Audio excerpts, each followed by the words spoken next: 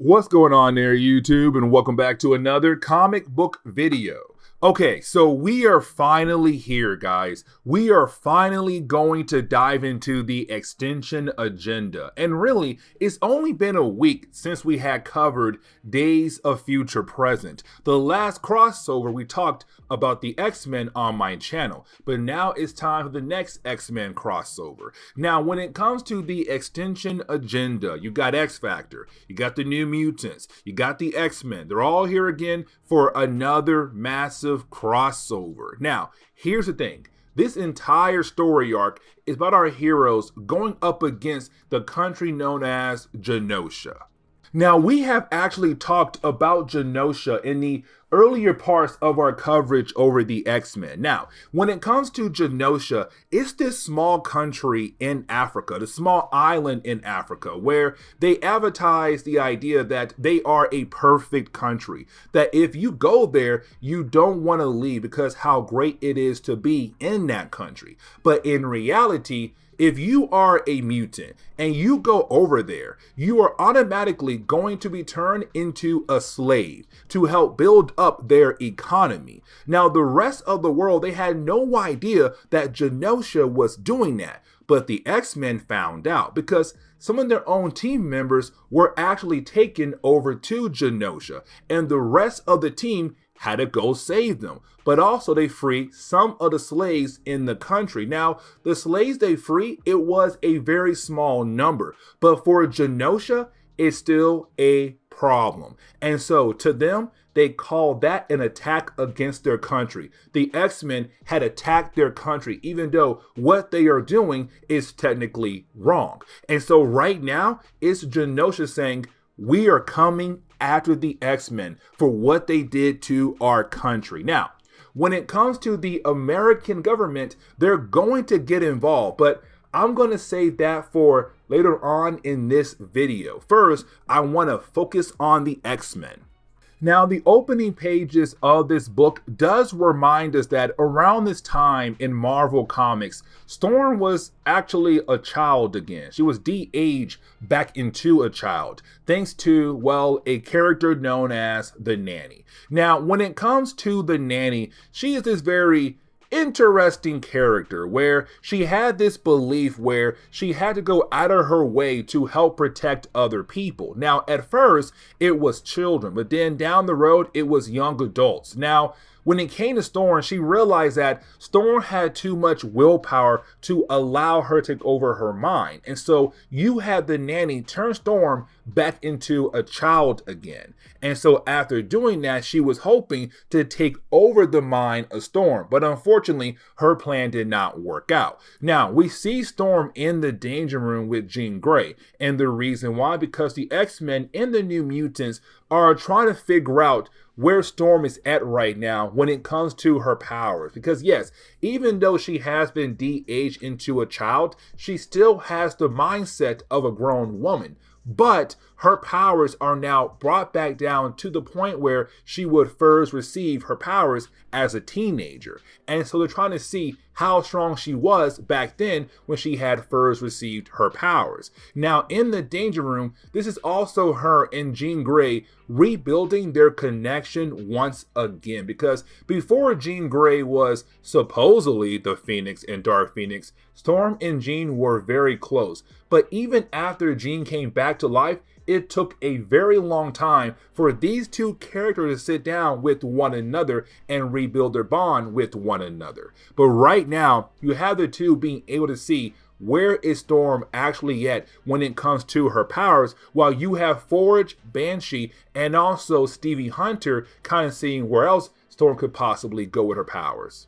Now, something else I do want to talk about is the New Mutants. You see, around this time in X-Men comics, they were being led by a character known as Cable. Now, here's the thing. Their base is currently the sub-basement to Charles Xavier School. And matter of fact, around this time in X-Men comics, the school is no longer around. It got blown up back in X-Men Inferno by Mr. Sinister. But a sub-basement was actually able to stay intact. And the New Mutants, well, they moved in with their new team leader, Cable. And the problem is right now, Storm, Banshee, and Forge, they're X-Men. They're not New Mutants. And it seems like they're trying to move in and take over the place. And for Cable, that is not okay at all. The X-Men had left by this point. The basement was abandoned. The New Mutants had moved in. It's their place now. And so for Cable, he's very upset about the idea that now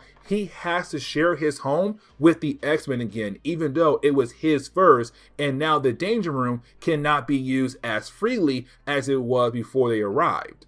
But now I want to jump back over to Jean Grey and Storm, and here is the reason why. So you have the two characters right now having a conversation with one another about the idea that over the years of being X-Men, they both have went on to a point where the world believed that they were dead, but in reality they had survived, or they were just in hiding, but they were able to come back into their lives and pick up where they left off at. And that is really important when it comes to the X-Tinction Agenda. And here is the reason why. So while you have Storm and Jean Grey being able to have a convo with one another about that actual topic, once you have Jean Grey leave, well, you have Storm be confronted by Wolfbane. Now, for Wolfbane, she's very upset with Storm for one particular reason. Fall of the Mutants. Let me explain. So back in that crazy event for the X-Men, you had each X-Men team deal with their own kind of problems. The main X-Men team, they had to deal with the idea of a character known as the Adversary. Now, when it came to the Adversary, he was trying to come into the main Marvel Universe reality, but our heroes were able to give up their lives as a way to keep him out of their reality. But the problem was, though, they did it on live television. And so to the entire world, the X-Men had died that day. But in reality, they were brought back to life by Lady Roma. Now, when it came to the X-Men, they said, you know what? Let's stay dead to the rest of the world. Let's hide in the shadow, because if we do that, it gives us the ability to go after other characters without them knowing we're coming after them. Now, in Fall of the Mutants, for the New Mutants, they had a different problem. They had to deal with the idea of losing one of their own. Cypher. He died in that crossover, and so for Cypher's death, it played a huge role for the New Mutants. And for Wolfbane, that is why she's so upset for, because the X-Men technically never did die and then came back around like nothing ever happened. But for Cypher, he is unable to come back to life. And for her, it's not fair that Jean Grey and the X-Men are able to just come back like nothing ever happened, to continue on with their lives. But someone like Cypher, a young mutant, was unable to live his entire life because he was part of their superhero team and he got killed off by some crazy bad guy. Now it's time for us to get into the good part, where you have the X-Men get attacked by the Magistrate. Now remember, the Magistrate is really more of the military force for Genosha. And so when they arrive, they come all gun blazing. They're ready to capture Storm, Boom Boom, Wolfbane, Warlock, and Stevie Hunter. The rest of our heroes are currently in the sub-basement. And here's the thing, you have Storm being able to get Stevie Hunter down the hatch that leads into the sub-basement. But then the hatch is sealed shut, and that is a huge problem, because now the rest of our heroes in the sub-basement, they can't leave in the usual way. They now have to go the back way if they want to be able to help their friends out against the Magistrate. But the problem is, the back way is going to take them a whole lot longer than the usual route. And so on the surface, it's now just Storm, Warlock, Wolfbane, and Boom Boom going up against the Magistrate. And the thing is, they lose very quickly. Now, when it comes to Storm, she also finds out that one of the soldiers of the magistrate is Havok. And we have not seen Havok since the whole Siege Perilous part of the recent X-Men stories that we had covered. Because you have the X-Men go through the Siege Perilous. And usually when it comes to the Siege Perilous, it is able to give you a new life, a new beginning in the world. But the problem is you may forget about where you came from in your new life. And so when it came to most of the X-Men, we knew what happened to them, but we had no idea what exactly happened to Havok. And now we know. Apparently his new life was in Genosha, and he began to work for the magistrate and now helping them to bring down his old friends. But he has no idea that he is attacking his old friends. But either way, Storm, Boom Boom, Warlock, and also Wolfbane, they're all captured and taken away. And so as we dive into the second chapter, we now pick up with our heroes who were captured by the magistrate now being prisoners for Genosha. Now, when it comes to Storm, she is going to be put on trial because she was part of the X-Men that went over to Genosha. Now, for Boom Boom and Wolfbane, they should not be on trial at all. And here's the reason why. Because they were not part of the X-Men when the X-Men had went over to Genosha the first time. But because they're mutants, and two, they have ties with Storm, unfortunately, they're also going to be put on trial as well. Now, we also kind of find out that a certain character is not dead. That would be Cameron Hodge. Now, the last time we saw him was back in X-Men Inferno, where he had his head clean cut off by Archangel. But because this man made a deal with the demon known as Nastir, he gained immortality. And so his head had traveled all the way over to Genosha, where he was able to work his way up to a government position. And so it's him right now leading the charge to go after the X-Men. Now, let's not forget, when it comes to Cameron Hodge, he was also the leader of the Right. And the Right, they hated mutants. And this man most definitely hated mutants. He wanted to get rid of them. And so being able to join Genosha to turn mutants into slaves or to possibly kill them was right up his alley. Now, getting back over to the rest of our heroes, when they arrived to the surface level of the school, they see that their teammates have already been taken. Now, for Cable, he is very upset with Storm because now he believes that Storm had purposely sealed the hatch shut, which then cut off their chances to arrive in time to help out their fellow teammates. Now, for Forge, it's kind of like, dude, even though she did do that, she's also gone along with your students. And so now we have to work together if we're going to be able to find her and your students. So stop trying to blame her and try to work with us. Now, you have Stevie tell us and her team that, hey, listen, I called in X Factor. They should be here very soon to help out with this situation. Now, getting back over to Cameron Hodge, I just realized that I did mention that, yes, even though he did gain immortality, this man also was given a new body because, again, Archangel had cut his head off, but without a body, you can't do much with just a head. And so you had Genosha being able to build him a robot body for him to use. Now, when it comes to Cameron Hodge, he also got some big plans for himself down the road, and those plans involve Warlock. Now, when it comes to Storm, Boom Boom, and Wolfbane, they're unable to use their abilities thanks to another mutant that works for Genosha, and that'll be a character known as Wipeout. Now, when it comes to Wipeout, well, he has the ability to wipe out your powers, so that's why our heroes cannot use their abilities to fight against Cameron and to try to get away.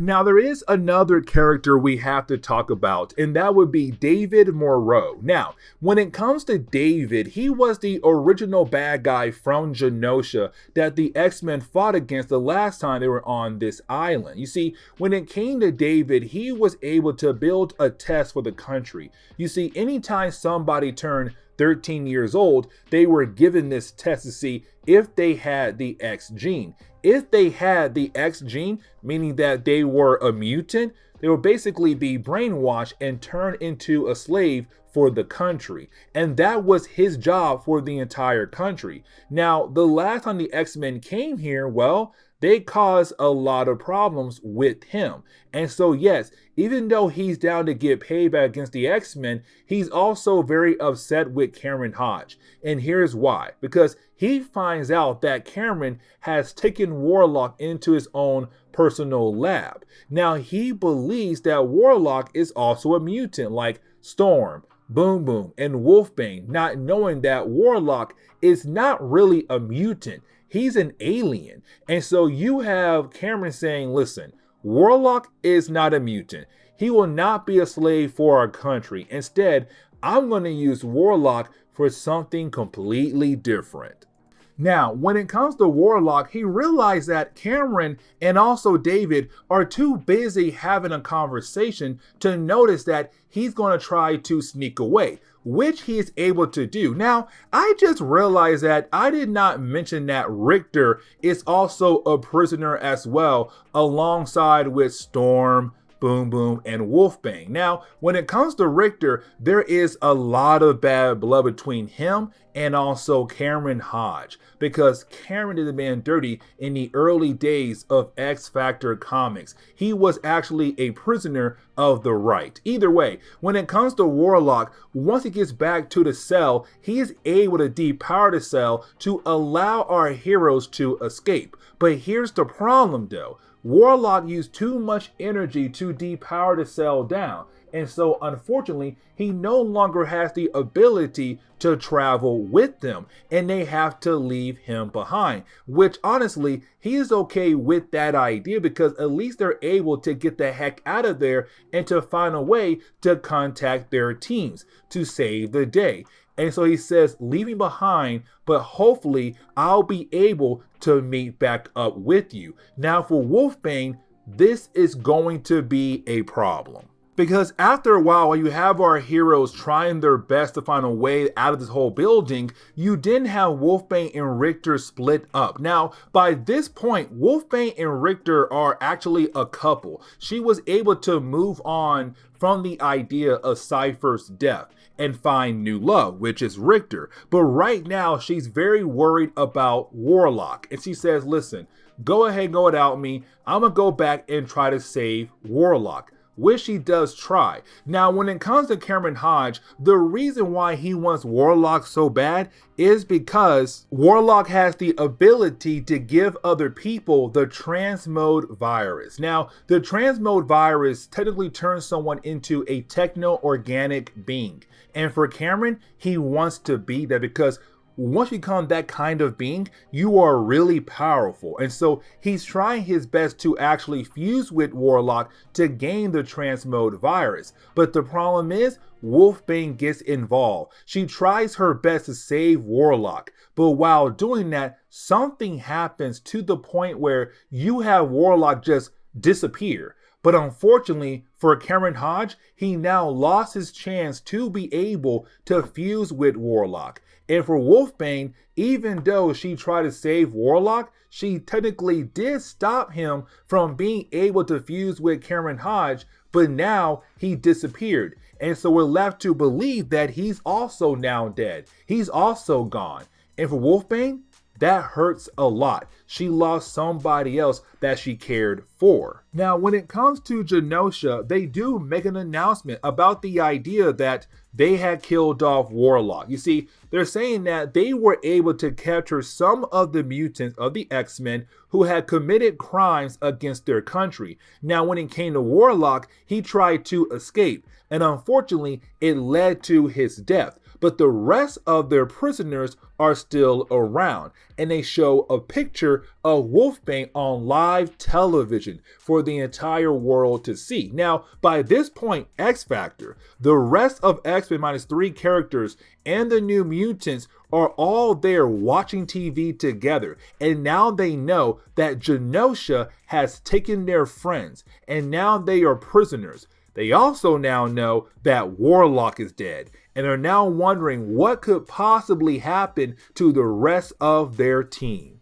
Now, as we get into the third chapter, this is where we have the government kind of get involved in this story arc. So when it comes to the president of Genosha, she does go to meet up with Cameron Hodge. And you have Cameron kind of give her a congratulations because she basically showed the world that Genosha is not a weak country. They are a very strong country. And when you try to go against them like a terrorist attack, you pay for those crimes. And so when it comes to Warlock, yes, they did kill him off, but because Warlock does have some ties with the X-Men, it's kind of like, no, Warlock died because his ties with the X-Men, the terrorist group that attacked us many months ago. This is us saying that this is what happens when you try to attack us. And the rest of our prisoners, Storm, Boom Boom, Wolfbane, and Richter, they're also going to be executed.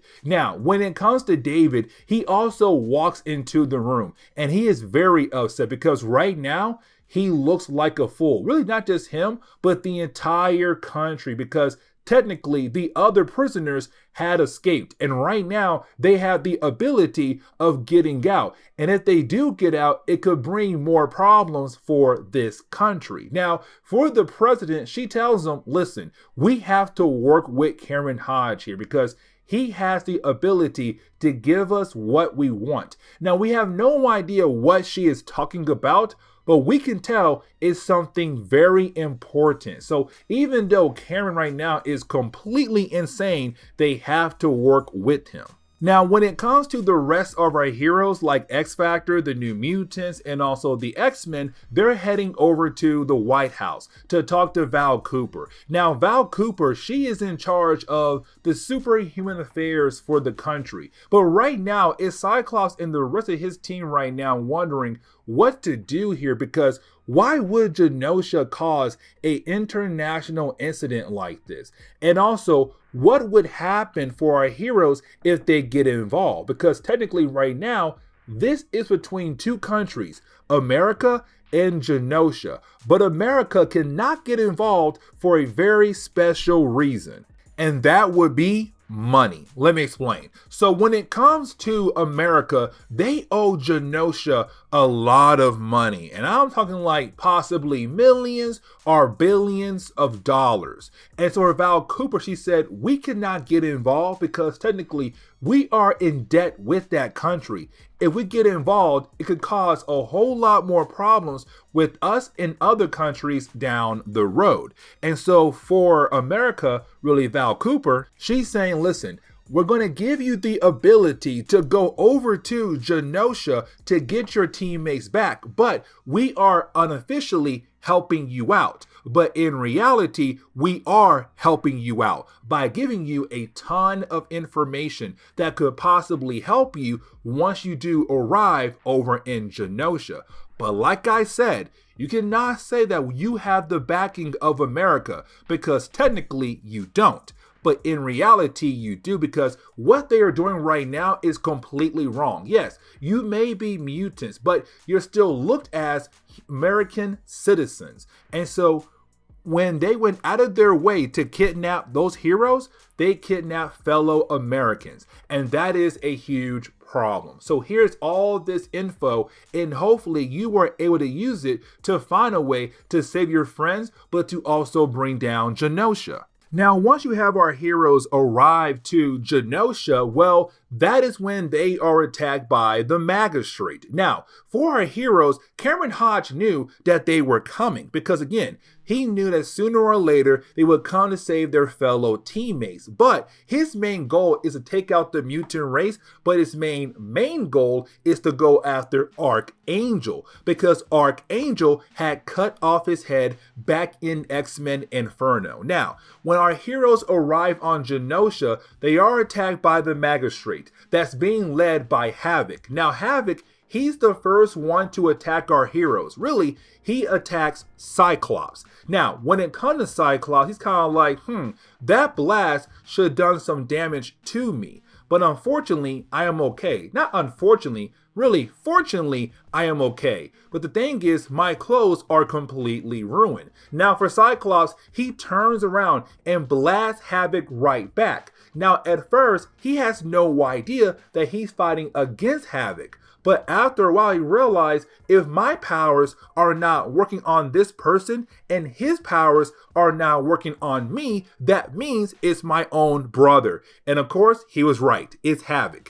And you have the two guys fighting against each other. Now, Cyclops has no idea that when it came to the X-Men, they had walked through the Siege Perilous. And like I said earlier, the Siege Perilous has the ability to give you a new life, a new beginning. But sometimes you may forget about your past life. And so for Havok, he has forgotten about his past life. He has no idea who he is or the rest of the people around him. He believes that he's actually a citizen of Genosha, that he's actually part of their country. And so he goes up against Cyclops. But once you have Scott being able to say a few words to Alex, he begins to remember. But the problem is his new life, his new idea of life is fighting against his old life. And so unfortunately, he has to retreat. And he says, hey, get me the heck out of there. And him and his entire army just disappears. But to leave us on a cliffhanger, we're left to wonder what's going to happen to all our different heroes. Cyclops just found out that his brother is helping out Genosha. Wolfbane is now a prisoner again. Warlock is now possibly dead. Richter, Storm, and the rest of them are trying their best to get out of the Citadel. And Cameron Hodge, he is not done yet with our heroes. But in our next video, we're going to have 3 more characters arrive into this huge crossover. That will be Wolverine, Psylocke, and also Jubilee. But this is where we are going to end today's comic book video. So please leave me a like down below and subscribe. But guys, see y'all next time. Later.